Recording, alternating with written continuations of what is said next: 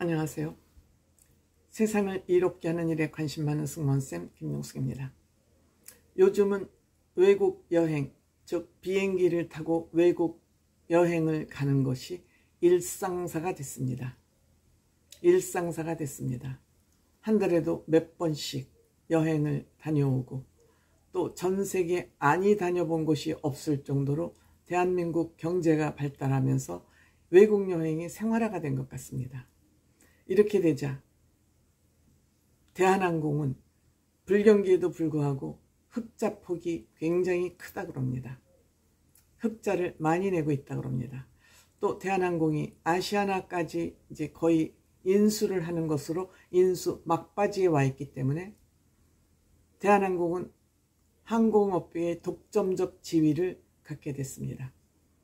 그래서는 꼭 아니겠지만 이렇게 되자 대한항공에서는 기내 매뉴얼, 서비스 매뉴얼을 변경을 했다 그럽니다. 저는 이 변경에 적극 찬성합니다. 7월 1일부터 적용이 되는데 중장기 노선, 즉 한 6, 7시간 이상 가는 그 중장기 노선에 대해서는 착륙하기 40분 전에 서비스를 모두 중단한다 그럽니다. 물 서비스도 안 할 계획이라고 합니다. 이 매뉴얼을 한번 바꾸면은 이 비행기에서는 이 서비스 매뉴얼이 법과 같은 것입니다. 그래서 이 승무원들은, 객실 승무원들은 이 매뉴얼에 따라서 모든 것이 일사불란하게 진행이 됩니다. 사무장, 갤리라고 그러는데 갤리, 앞갤리, 중간갤리, 뒷갤리, 또 퍼스트 클래스 갤리, 이 듀티가 다 주어지면 그 매뉴얼에 따라서 그 듀티를 성실하게 이행을 해야 됩니다. 왜? 이 비행하는 동안은 늘 비상상태에서 이머전시 상태에서 비행을 해야 되기 때문에 이 매뉴얼은 비행기 안에서 법입니다. 서비스 매뉴얼은. 그런데 짧은 노선, 특히 한일 노선이나 대만도 조금 일본만큼 비행시간이 짧지는 않지만 대만까지도 굉장히 승무원들이 풀로 만석일 경우에는 한국 사람들이 많은 여행을 다니다 보니까 거의 다 아마 만석이 돼서 요즘 비행기가 뜨는 것 같은데 일본 노선 같은 경우에는 후쿠오카는 1시간 이내 비행기예요. 그런데 그 서비스를 다 해야 됩니다. 그러니까 어떤 때는 착륙할 때 승무원들은 자리에 앉지 못하고 카트를 붙잡고 착륙하는 경우도 적지 않습니다. 여기에 기내 세일, 면세점 세일까지 있기 때문에 더 그렇습니다. 근데 이 항공사에서는 면세품 세일이 회사에 굉장히 많은 이득을 갖다 주기 때문에 이것을 반드시 하도록 그렇게 되어 있습니다. 이것이 요즘 어떻게 수정되어 있는지는 모르겠는데 어쨌든 한일 노선에서는 이 승무원이 죽어나는 그런 노선입니다. 사실 비행기는 뜨고 내릴 때가 가장 위험합니다. 뜨고 내릴 때가 가장 비상상태에서 뜨고 내리기 때문에 반드시 뜨고 내릴 때는 모든 비행기 테이블이나 이 시트백을 앞으로 다 당겨서 원상 위치를 하고 뜨고 내려야 되는데 어떤 땐 승무원이 앉지도 못하고 내리는 경우가 종종 있습니다. 그래도 무엇보다 우리는 거기에 소속된 직원이니까 회사의 이익을 우선하는, 어떻게 보면 생명을 담보하고 그냥 담보하지 않고 일을 하는 것이죠. 이런 일을 예방하고자 중장기 노선에서는 착륙 40분 전에 서비스를 다 클로즈하기로 그렇게 했다고 합니다.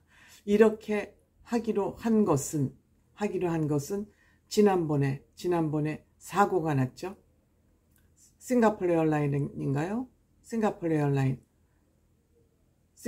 에어라인이 미얀마 상공에서 극심한 난기류를 만나가지고 불시착하는 그런 사건에서 1명이 사망하고 85명이 다치는 그런 일이 있었습니다. 그런데 앞으로 이런 난기류 현상은 더욱더 많을 것으로 생각이 됩니다. 기후변화에 의해서 난기류가 많이 생길 수밖에 없는 그러한 우리는 위험한 기후변화에 예방하지 않으면, 대처하지 않으면 정말 위험합니다. 그래서 아마 대한항공에서는 극단 조치를 한 것 같습니다. 사실 우리가 조금 간과하고 있는 것이 있는데, 우리는 비행기를 타고 그 목적지에 가는 것은 안전하게 목적지에 도착하고 도달하는 것이 목적이지 기내식이 문제는 아니거든요. 그런데 우리는 오히려 이 안전 문제보다는 너무 기내식에 연연하고 기내식에 초점을 맞추는 그런 경우가 적지 않습니다. 뭐 기내식이 좀 신기하죠. 뭐 요즘은 이제 많이 타셔서 모르겠지만 뭐 그 세팅, 트레이 세팅도 아기자기하고 우리가 일반적으로 뭐 평상시에 사 먹을 수 없는 그런 요리들이 많으니까 지금은 그것도 또 일반화됐습니다. 그것도 일반화돼서 그렇게 신기할 것도 없어요, 사실. 근데 우리가 너무 이 기내식에 연연하고 또 우리가 내가 돈을 많이 주고 이 비행기를 탔으니까 나는 그 돈 낸 값을 서비스로 되돌려 받아야 돼. 이러한 소비자 권리라 그럴까요?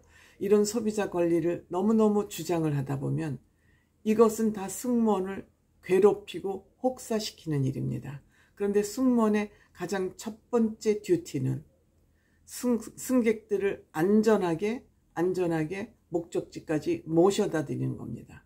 특히 비상사태에 승무원들을 어떻게 대피시킬 것이냐, 이것이 승무원들의 가장 중요한 의무입니다. 그런데 승무원들을 괴롭히면, 승무원들을 피곤하게 하면, 승무원들이 힘들면 비상상태에서 승객들을 대피하시고 승객들을 케어할 수 있는 그런 에너지가 소진이 돼서 남지 않습니다.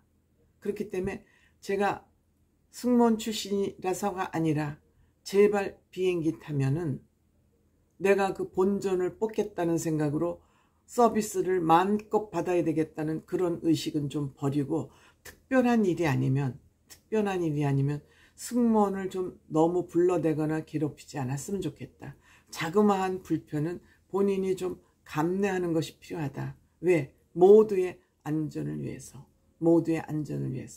사실 비행기가 떠서 최고 고도를 유지하면서 쭉 갈 때는 그거는 그때도 AI가 코파일로트가 운행을 하기 때문에 그때는 괜찮은데 뜨고 내릴 때는 조종사가 직접 핸들을 잡고 조종을 해서 이착륙을 하기 때문에 굉장히 이때는 위험합니다. 그러니까 그때는 승무원 부르지도 말고, 승무원도 여러분들과 같은 목숨을 가진 사람 아니겠습니까?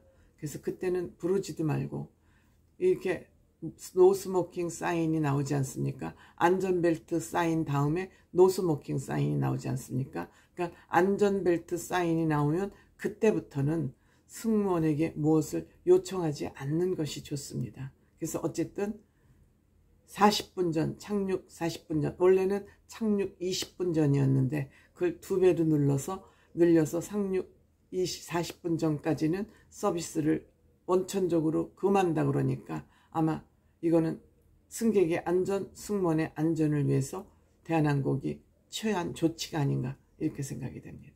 그것이 원칙이죠. 제가 늘 말하지만 비행기는 안전, 첫째도 안전, 둘째도 안전, 셋째도 안전입니다. 비행기에서 서비스를 받고 맛있는 음식을 먹는 것 이상으로 비행기에서는 우리가 그라운드에 있을 때보다 굉장히 중요한 것입니다. 그래서 제발 다시 한번 부탁드리지만 비행기를 타면서 나 이제 비행기 많이 타봐서 니네들 하는 일 무슨 일인지 다 알아. 니네들 서비스를 얼만큼 잘해야 되는지 다 알아. 나 서비스 좀 만땅 받아야 되겠어. 그렇게 생각하시지 말고 조금씩 양보하고 승무원을 덜 괴롭히는 것이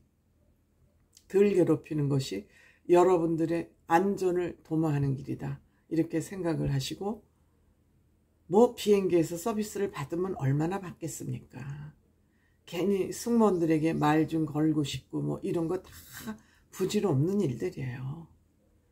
뭐 승무원들이 자기를 좀 특별 대우를 해줬으면 하는 그런 바람, 이런 것들 다 그래서 제가 보기엔 좀 유치한 생각이 아닌가 뭐 그런 생각이 듭니다. 그거 잠깐 보고 헤어져서 언제 만날지도 모르는 사람한테 그렇게 뭐 인정받고 잘 보이고 그래서 이게 무슨 의미가 있겠습니까?